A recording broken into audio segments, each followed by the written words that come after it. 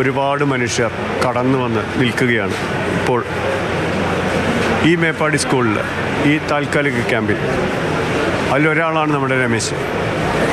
പപ്പിയുണ്ട് അല്ലേ? പപ്പിയെ കൊണ്ടുപോരുമായിരുന്നു അല്ലേ?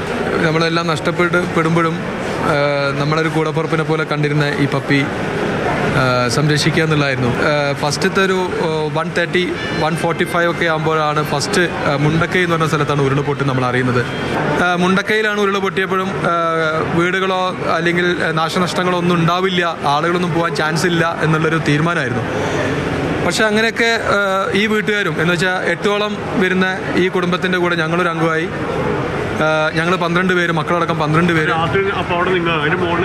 നിൽക്കുകയാണ്. 1:30 ഉരുൾ പൊട്ടി 2 മണിക്ക് ഞങ്ങൾ അവിടെ കയറിയിട്ട് 4 മണി വരെ ഞങ്ങളവിടെ നിൽക്കുക. 4 മണിക്കാണ് രണ്ടാമത്തെ പൊട്ട് പൊട്ടുന്നത്. ആദ്യം പൊട്ടിയതിനേക്കാളും 100 ഇരട്ടി ശബ്ദവും അത്രയും സാധനങ്ങളും മലവെള്ളപ്പാച്ചിലുമായിട്ടാണ് ഞങ്ങൾക്ക് നേരെ. എന്ന് വെച്ചാൽ ഈ ഒരു നിമിഷത്തിൽ എനിക്ക് ഓർമ്മ വരുന്നത് മനസ്സുകൊണ്ട് മരിച്ചു എന്ന് ഞാൻ ഉറപ്പിച്ചു. കാരണം മനസ്സാണ് ഇമ്പോർട്ടൻറ്റ്.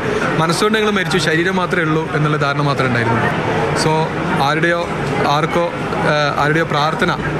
പ്രാർത്ഥനയുടെ ഫലമായിട്ടാണ് ഇന്നിപ്പോൾ ഞാൻ ഇവിടെ നിൽക്കുന്നത്. ഏറ്റവും മനോഹരമായ സ്ഥലങ്ങളിലൊന്ന് ഭൂമുഖത്ത് നിന്ന് അരക്ഷണം കൊണ്ട് ഇല്ലാതാവുന്നു. അത് കണ്ടു നിൽക്കുകയാണ്. അപ്പോഴും ഉറ്റവരെ ഇവിടെ ഒരുപാട് അയൽക്കാരുണ്ടായിരുന്നു, സുഹൃത്തുക്കളുണ്ടായിരുന്നു. അവരൊക്കെ എവിടെ എന്നുള്ള അന്വേഷണം ഇപ്പോഴും തുടരുകയാണ്.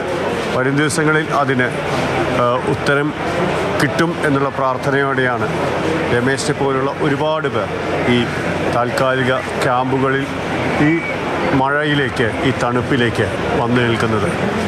പ്രജോഷപ്പം കെ മധു, മാതൃഭൂമി ന്യൂസ്.